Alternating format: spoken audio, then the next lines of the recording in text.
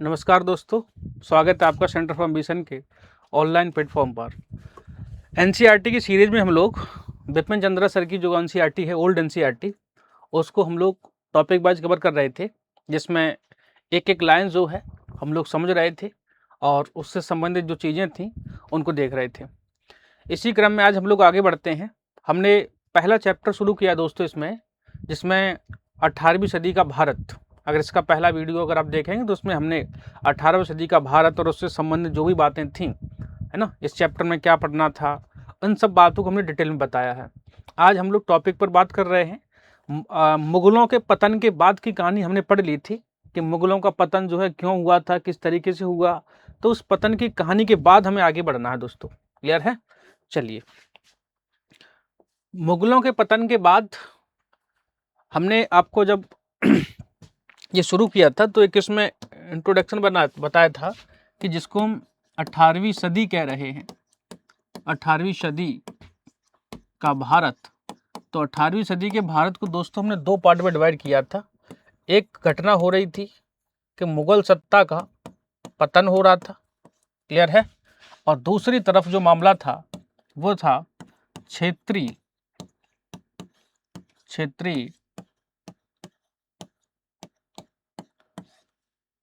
राज्यों का उदय। क्लियर है?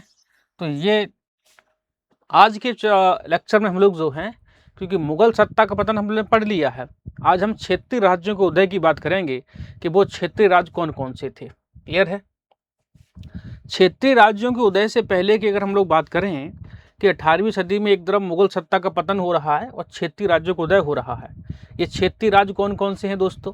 तो क्षेत्रीय राज्य मुख्य रूप से आप देखेंगे तो एक बड़ा प्रांत है बंगाल, है ना, और दूसरा प्रांत है अवध, एक प्रांत है हैदराबाद,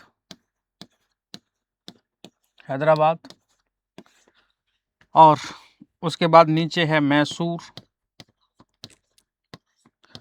मराठा, कर्नाटक, और पंजाब का राज्य जो है सिख राज्य। इन सारे राज्यों के बारे में इस चैप्टर में चर्चा की जाएगी, है ना, जिसमें बंगाल, हैदराबाद, अवध और मैसूर, आपका कर्नाटक, मराठा और सिख। क्लियर है? कल हम लोग बात कर रहे थे कि जब 18वीं सदी में मुगल साम्राज्य का डिक्लाइन हो रहा है तो उस समय सामंतीवादी व्यवस्था पूरी तरीके से ध्वस्त हो चुकी थी, है ना, जिसमें सामंतों ने प्रशासनिक स्ट्रक्चर को ध्वस्त कर दिया था और अपने अपने क्षेत्रों पर अपने तरीके से जो है उपभोगवादी संस्कृति को बढ़ावा दे रहे थे। तो ये बात दरअसल आज हमको इसी माध्यम से सिद्ध करना है कि ये बात कहाँ तक सिद्ध थी, है ना।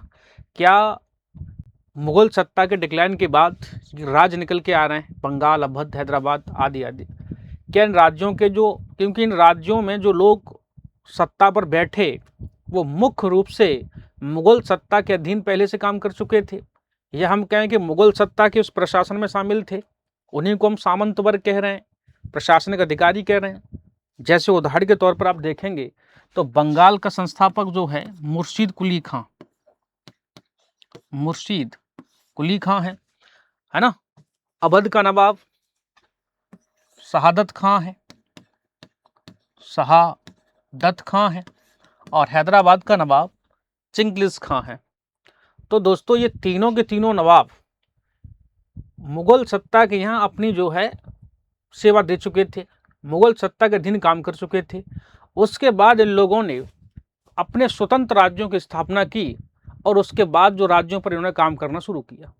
तो इन तीनों राज्यों के बारे में हमें डिटेल में पढ़ना है कि क्या मुर्शीद कुली खां, शहादत खान, बुरहान मुल्क इसका पूरा नाम था, चिंग्लिस खां, ये मुख्य रूप से किन किन कार्यों में कहाँ तक ये सफल रहे। क्या मुगल सत्ता के डिक्लाइन के बाद ये राज्य मुख्य रूप से कमजोर पड़ गए थे, चाहे राज्यों की आर्थिक स्थिति में सुधार आया था, इस चीज को समझना है। क्लियर है? यहाँ दोस्तों एक फैक्ट के तौर पर ध्यान रखिएगा कि जो क्षेत्रीय राज्यों को उदय हो रहा था वो राज्य दो तरीके के थे, है ना। पीटी में सवाल बन सकता है, यहाँ ध्यान रखिएगा कि एक वे राज्य थे जिनको उत्तराधिकारी राज्य कहा जा रहा था। उत्तराधिकारी राज्य का मतलब था कि मुगल सत्ता सेंटर में थी, तो मुगल सत्ता से जो राज्य अलग हुए थे, जैसे अब बंगाल, जो मुर्शिद कुली खां को मुगलों के द्वारा बंगाल का सूबेदार बनाया गया था 1700 AD में, है ना, वैसे ही अवध सादत खां मुगलों का अधीन था, और हैदराबाद का जो फाउंडर है चिंगलिस खां, ये मोहम्मद शाह रंगीला के यहाँ अपनी सेवाएं दे रहा था, सचिव के तौर पर था। तो मुगलों से अपने आप को जिन्होंने स्वतंत्र किया, जिन राज्यों ने दोस्तों, उन्हीं को हम लोग उत्तराधिकारी राज्य कह रहे हैं। क्लियर है? तो ये फैक्ट ध्यान रखिएगा, बंगाल, अवध और हैदराबाद, ये 3 राज्यों को उत्तराधिकारी राज्य कहा जा रहा है। कहीं भी लिख लीजिएगा, उत्तराधिकारी राज्य। और ये किसके उत्तराधिकारी हैं दोस्तों? तो मुगल सत्ता से अपने आप को अलग कर रहे थे, तो इसीलिए मुख्य रूप से इनको उत्तराधिकारी राज्य कहा जा रहा है। क्लियर है? तो हमें इन्हीं पर बातचीत करनी है, एक एक पॉइंट को हम लोग देख लेते हैं। देखिएगा, मुगल साम्राज्य धीरे धीरे कमजोर होने और पतन की ओर बढ़ने के कारण शासक स्थानीय राजनीति की ओर आर्थिक शक्ति सिर उठाने लगी थी, अपना दाव बढ़ाने लगी थी। 17वीं सदी के अंत तक उसके बाद में राजनीतिक जबरदस्त परिवर्तन हुआ दोस्तों, है ना। अब वो परिवर्तन क्या हुआ है?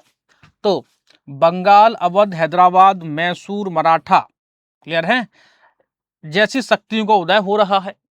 और इन्हीं शक्तियों से, क्योंकि मुगल सत्ता का तो पतन हो गया था और इस समय ईस्ट इंडिया कंपनी भारत में एंट्री कर गई थी, तो अंग्रेजों को इन्हीं सारी शक्तियों से आपस में आके टकराना है।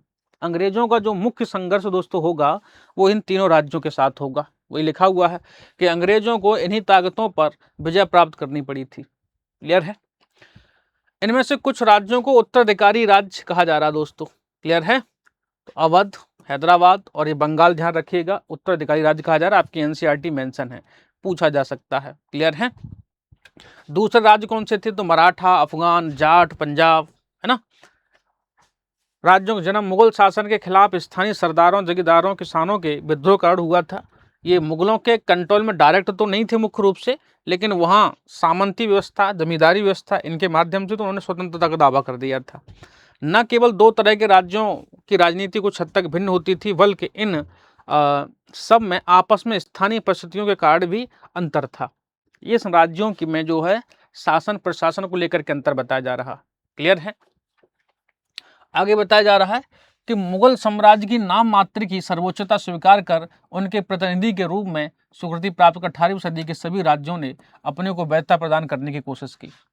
ये जो मुर्शिद कुली खां हैं, सादत खां हैं, है ना, जैसे हैदराबाद का नवाब, प्रारंभ में इन लोगों ने अपने आप को स्वतंत्र घोषित नहीं किया, मुख्य रूप से ब्रिटिश के अधीन, ब्रिटिश की सत्ता के अधीन काम करते रहे।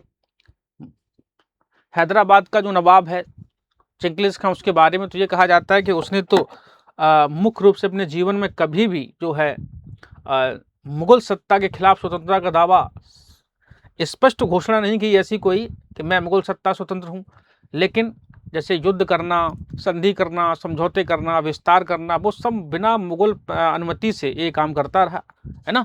तो ये यही कहा जा रहा है। देखिए, इन राज्यों के शासकों ने शांति व्यवस्था बहाल की, है ना, सुधार शांति व्यवस्था बहाल की है, आर्थिक और प्रशासनिक ढांचा मजबूत किया है ना, छोटे सरदार जमींदारों की ताकतों को कम किया और अलग अलग मात्रा में सफलता भी प्राप्त की थी। क्लियर है? किसानों अधिशेष उत्पादन पर नियंत्रण रखने पर, तो वही कहा जा रहा है कि इन शासकों ने दोस्तों अपने क्षेत्रों में कुछ सुधारवादी काम भी किए हैं। क्लियर है? अब वो सुधारवादी काम कौन कौन से किए हैं तो एक एक करके देख लेते हैं। देखिए,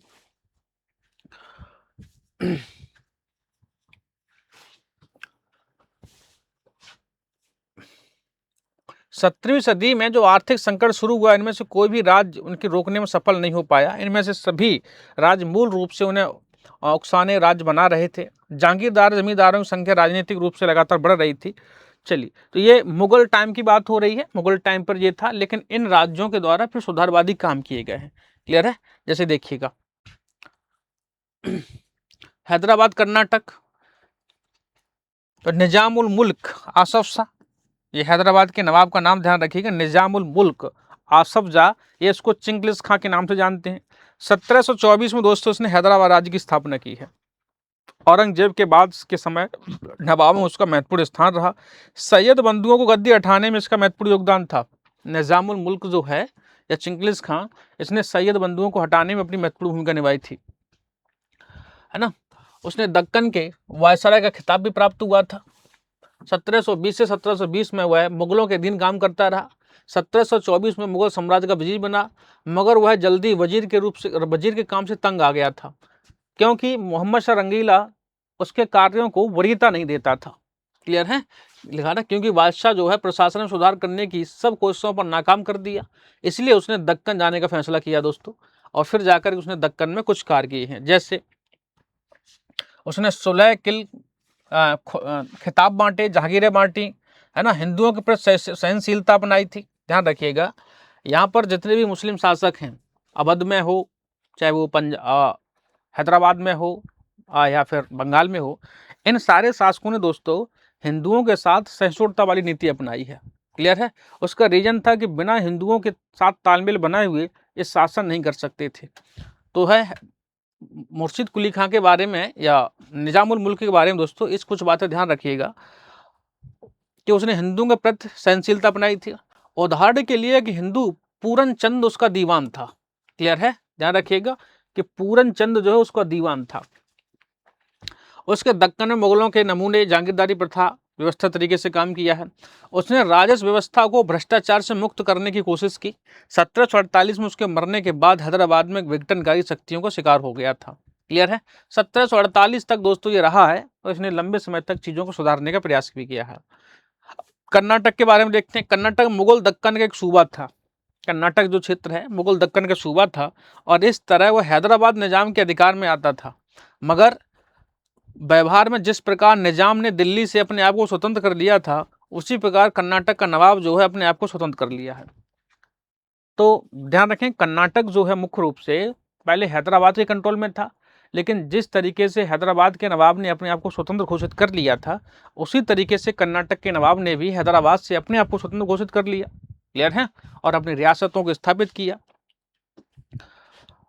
शहादत उल्लाह खां, ध्यान रखिएगा, कर्नाटक का जो फाउंडर है या कर्नाटक स्वतंत्र राज्य की स्थापना कर रहा है, तो शहादत उल्लाह खां का नाम ध्यान रखिएगा। क्लियर है, इसने जो है 1740 में कर्नाटक को स्वतंत्र करने का प्रयास किया था। ठीक, चलिए बंगाल की बात करते हैं।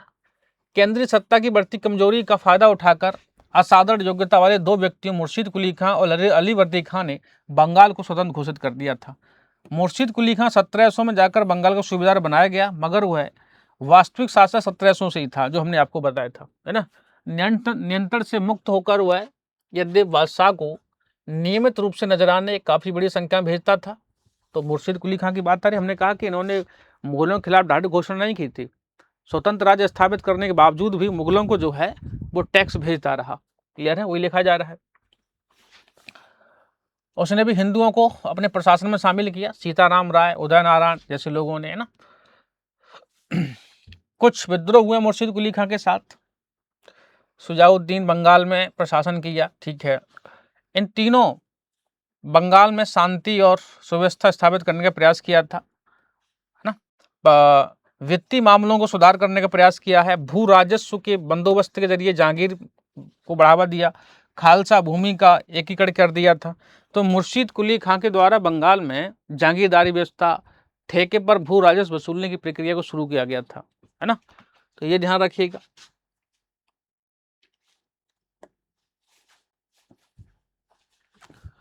मुर्शिद कुली खां और उसके बाद के नवाबों ने हिंदू और मुसलमानों को रोजगार के समान अवसर दिए, नागरिकों को रोजगार दिए हैं। क्लियर है, तो वही बात हो रही है, ठीक है।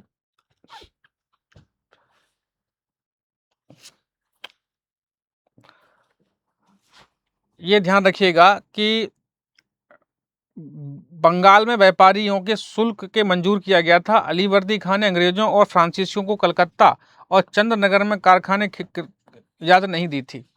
ये अली वर्दी खां के टाइम पर ये मामला था कि अंग्रेजों और फ्रांसीसियों को कारखाने खोलने की अनुमति नहीं दी जा रही है। क्लियर है।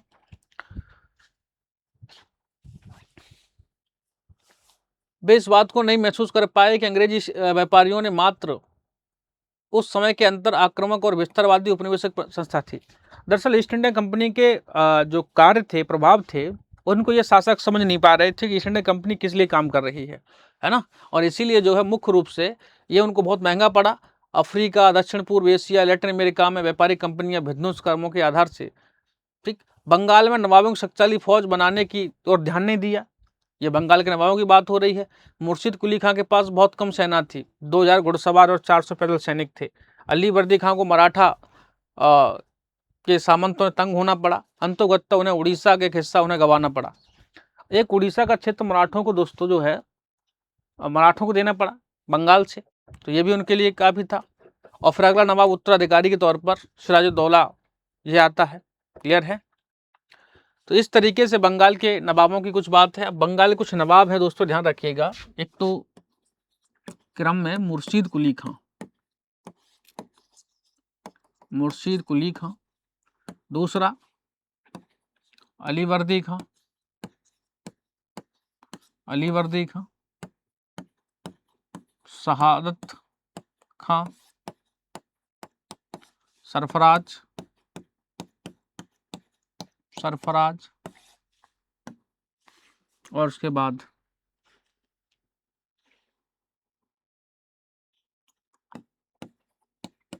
शुजाउद्दौला,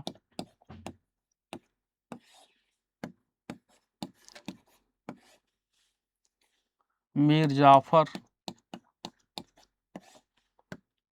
और मीर कासिम। ये कुछ बंगाल के नवाबों के नाम हैं, है ना, इनको ध्यान रखिएगा। अवध की बात करते हैं हम लोग। अवध, अवध का जो संस्थापक है सादत खान बुरहान मुल्क, क्लियर है। 1722 में अवध का सूबेदार बनाया गया था, है ना। और ये भी अत्यंत निडर, कर्मठ और प्रत्यज्ञ, कार्यों के प्रति जो है दृढ़ प्रतिज्ञ रखने वाला व्यक्ति था। इसने भी बहुत कुछ काम सुधार किए हैं, देखिएगा जैसे, है ना, इसने जमींदारों को अनुशासित किया था, है ना, विभिन्न प्रकार की सुविधाएं देकर उनको दूसरे सुविधारों को अपने तरफ कर लिया था। भू राजस्व की नीति को सुधारने का प्रयास किया था। एक नया राजस्व बंदोबस्त लागू किया। क्लियर है। तो ये सादत खां के द्वारा कुछ सुधारवादी कार्य किए जा रहे हैं। उसके बाद अगला नवाब सफदर जंग बना है दोस्तों 1754 में, इसको ध्यान रखिएगा। बंगाल में अवध में सादत खान, फिर सफदर जंग। सफदर जंग ने भी कुछ बहुत सारे काम किए हैं, है ना। इसने जो है रोहेलों और बंगस के खिलाफ लड़ाई लड़ी थी। बंगस और नवाबों के खिलाफ जो है एक लंबी लड़ाई लड़ी मराठों के साथ में, ठीक है। मराठों से इसने एग्रीमेंट करने की कोशिश प्रयास किया था, लेकिन बाद में मराठों के साथ इसका संबंध टूट गया था। इसने जो है इलाहाबाद को मजबूत करने का प्रयास किया, है ना। नवाबों की सरकार के तहत लंबे समय तक लगातार शांति और सामंतों की आर्थिक स्थिति को परिणाम स्वरूप अवध दरबार के इर्द गिर्द विशिष्ट हुआ था, है ना। और इसी सफदर जंग के समय पर जो है लखनऊ को 1775 में अवध के नवाबों का निवास स्थान बन गया था। कौन? लखनऊ। तो लखनऊ को दोस्तों 1775 में नवाबों का मुख्य स्थान बनाया गया था। क्लियर है, ध्यान रखिएगा। ये आगे हम लोग हैं, मैसूर के बारे में पढ़ना है। मैसूर, टीपू सुल्तान का फोटो है, ये ठीक साफ नहीं दिख रहा। ये थोड़ा सा 18वीं शताब्दी के पूर्व में भारत में आर्थिक स्थिति के बारे में बताया गया है कि कहाँ कहाँ पर जो है कौन कौन सी चीजें मिलती थी। क्लियर है। चलिए नेक्स्ट आगे मैसूर के बारे में पढ़ते हैं हम लोग। दक्षिण भारत में मैसूर हैदराबाद के पास हैदर अली के अभियान, जिसमें सबसे महत्वपूर्ण सत्ता का उदय हुआ। मैसूर विजयनगर का अंग था, बाद में जो है स्वतंत्र घोषित हुआ है। चलिए नेक्स्ट इसमें ध्यान रखना है कि जो मैसूर राज्य है दोस्तों, यहां पर जो है चिक्का कृष्णराज, चिक्का कृष्णराज नाम के व्यक्ति का शासन था। इसके 2 सेनापति हैं, है ना, ध्यान रखिएगा। यहां नाम दिया था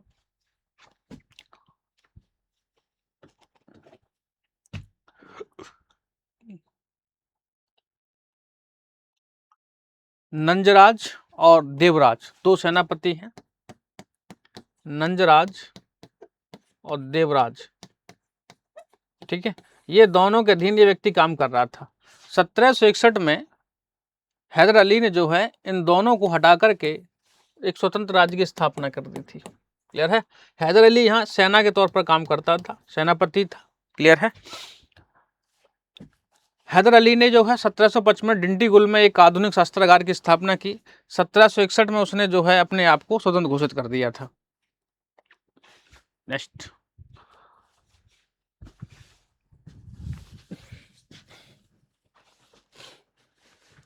हैदर अली के बाद जो है टीपू सुल्तान शासक बना। हैदर अली की डेथ हो गई 1782 में, है ना। वो 1769 में अंग्रेजी फौजों के बार बार हराया, मद्रास तक पहुंच गया था। 1782 में टीपू सुल्तान की डेथ हो गई थी द्वितीय आंग्ल मैसूर युद्ध के दौरान। क्लियर है। उसके बाद उसका बेटा टीपू सुल्तान शासक बना। तो हैदर अली ने जो है कई सारी चीज़ें सुधारने की कोशिश की थी। हैदर अली का संघर्ष दोस्तों लगातार मराठा और मैसूर साल चलता रहा था। क्लियर है। चलिए नेक्स्ट है, अंग्रेजों के हाथों 1799 में मारे जाने तक टीपू सुल्तान ने मैसूर राज्य पर शासन किया। वह जटिल चरित्र वाला और नए विचारों वाला व्यक्ति था। क्लियर है। उसने भी कुछ कार्य किए दोस्तों, ये ध्यान रखिएगा। एक नए कैलेंडर को शुरू किया था, है ना। सिक्का ढलाई की एक नई प्रणाली शुरू की थी उसने, और माप तौल की एक नई पद्धति शुरू की थी। वह इतिहास, सैन्य आदि पुस्तकों का ज्ञान भी रखता था। श्रीरंगपटना में स्वतंत्रता का वृक्ष लगाया था। क्लियर है। और फ्रांसीसी क्रांति से प्रभावित हुआ था। टीपू सुल्तान भारत का एकमात्र ऐसा शासक है जिसने मुख्य रूप से फ्रांसीसियों के सहयोग से फ्रांस में एक कंपनी गठन किया था और खुद फ्रांस की राजनीतिक संस्था जैकोबिन क्लब का सदस्य बना था जी। ठीक है। चलिए, तो ये टीपू सुल्तान के बारे में कुछ बातें हैं, है ना। उसकी टीपू सुल्तान के बारे में कहा जाए, उसकी पैदल सेना यूरोप की शैली की बंदूकों और संगीनों से लैस होती थी। टीपू सुल्तान ने जो है अपनी आधुनिक सेना बनाने का प्रयास किया था। उसने एक नेवी बनाई थी, है ना। उसने एक आधुनिक नौसेना खड़ी की 1796 में, और 2 नौका घाट भी बनवाए थे। जहाजों के नमूने उसने स्वयं तैयार किए थे। क्लियर है। तो ध्यान रखिएगा, पीटी में स्टेटमेंट लिखे जा सकते हैं। 18वीं सदी की शासक की तुलना दक्षिण भारत के लिए या दूसरे राज्यों के खिलाफ की जाए, ठीक है, मैसूर राज्य के बारे में बात हो रही है। गवर्नर जनरल ने लिखा था टीपू के बारे में। 1799 में गवर्नर जनरल था, इसने लिखा कि टीपू के राज्य में किसानों को संरक्षण मिलता था।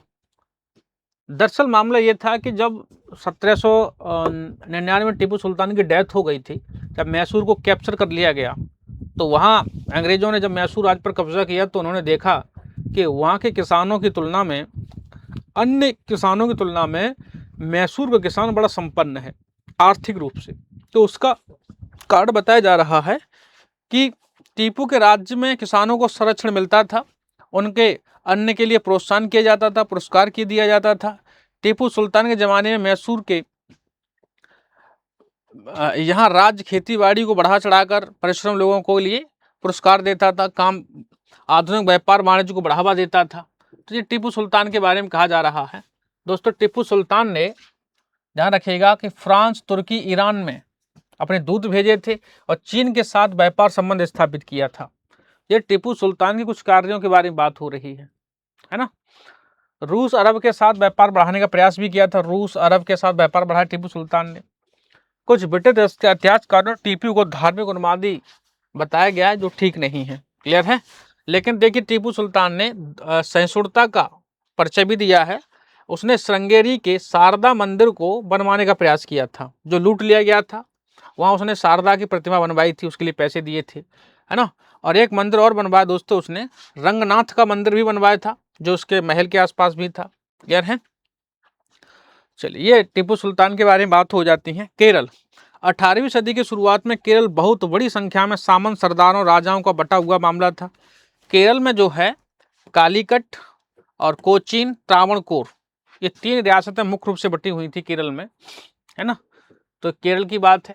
1729 के बाद 18वीं सदी में एक अग्रणी राजनेता मार्तंड वर्मा। तो दोस्तों केरल के बारे में बात हो रही है। तो केरल के समय अब ध्यान रखेंगे 3 रियासतें थी इसमें, कोचीन,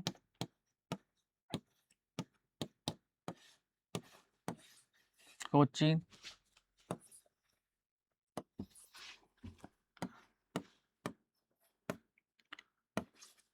त्रावणकोर,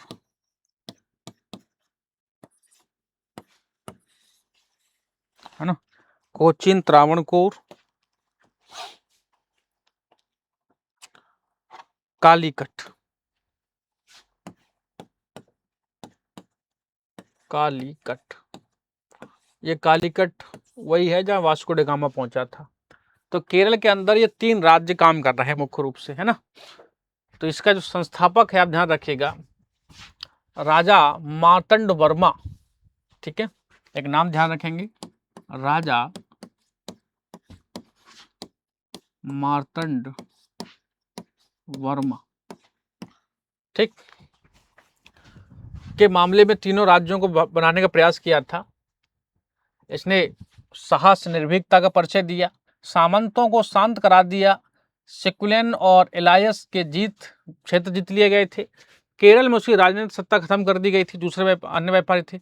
यूरोपीय अफसरों को मदद की पश्चिमी मॉडल के आधार पर एक शक्तिशाली फौज का गठन किया था मार्तंड वर्मा ने, क्लियर है। उसने एक आधुनिक शस्त्रागार भी बनाया। मार्तंड वर्मा ने अपनी नई फौज का इस्तेमाल अपना राज उत्तर की ओर बढ़ाने के लिए प्रयास किया था।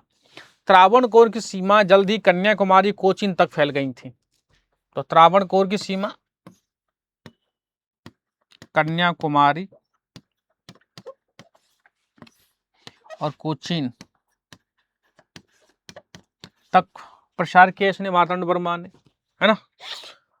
इसके लिए उसने बहुत सारी सड़कें बनवाई थी, सिंचाई के लिए अनेक प्रयास किए थे, नहरें बनवाई थी और विदेशी व्यापार को सक्रिय प्रोत्साहन दिया। केरल के 3 बड़े राज्यों कोचीन, त्रावणकोर और कालीकट में सभी छोटे रजवाड़ों को किसान बढ़ावा दिया गया। हैदर अली ने केरल पर अपना आक्रमण 1776 में शुरू किया था। अंत में कालीकट के जोमोरिन के इलाकों को सहित कोचीन तक उसने जीत लिया था। तो ये हैदर अली के द्वारा आक्रमण किया गया था।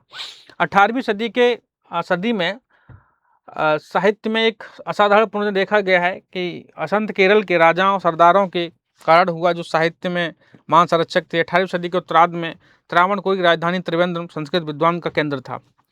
तो ये केरल में जो है दोस्तों साहित्य, विज्ञान और कला, इसको भी संरक्षण दिया जा रहा है ना।